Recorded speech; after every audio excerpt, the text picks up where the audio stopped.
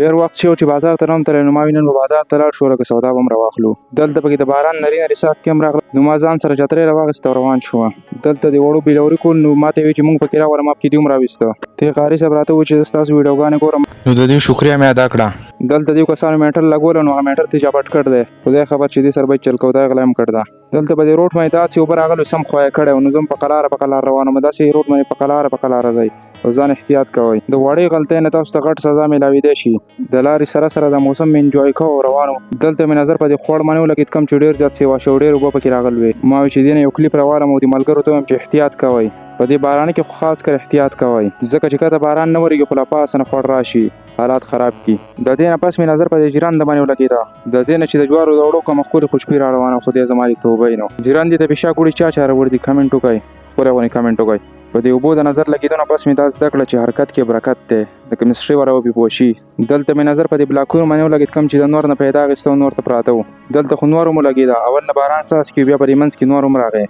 بازار ته دنده کېدو نه پس ما خو سخته ګرمي وشوه نو روان وم ځان مې د شربتونو دکان ته ورسو. د شربتونو په دې دکان په سایډ کې کړکۍ لګېدل هغې چې کوم ښکلې سیلۍ راځي پنکه به درنه هېره کړي صاحبه نو دغې ته کېناستم او داسې یخه سیلۍ را روانه خدای زما دې توب. په دې کې د امیر صاحب د شربت هم راوړه دلته کېښو نو ما هم بسم الله وکړه او د ګیلاس مې راواخیست. دا د څه شربت دی دا هم په کمنټ کې ووایئ. دا امیر صاحب چې کوم ښکلی شربت جوړوي داسې یخ شربت وه ګرمي رانه هېره کړه نو په ما هم تعدي وه زر مې د شربت وڅښه نو چې کله تلم واپس مې په کړکۍ کې سر ښکاره کړو دا یخ هوا را منته ولګېده. د دې نه پس راته یاد شو چې هیر کټینګ به هم کول غواړي نو ډایرکټ د باربر دکان ته روان شوم. دا زه باربر دکان ته دنده شوم نو د باربر دکان کې داسې خاموشي وه ما چېرته جومات کې هم نه ولیدلې. هر څوک په خپلو خولو کې او په خپل غم کې ناست و نو ښه پوره ټایم انتظار کول نه پس زما نمبر هم راغی او ما ورته هم هیر کټینګ وکړو. هیر کټینګ مې څنګه ښکاري زبردست دی که نه کمنټ کې ووایه. د دې نه پس ما منیم تادي وجو ګاډي ته وختم او روان شوم. د ګاډي نه ښکلی دا موسم ښکاري د سیند داسې ښکلی ماحول دی ښکلي شینکي دي.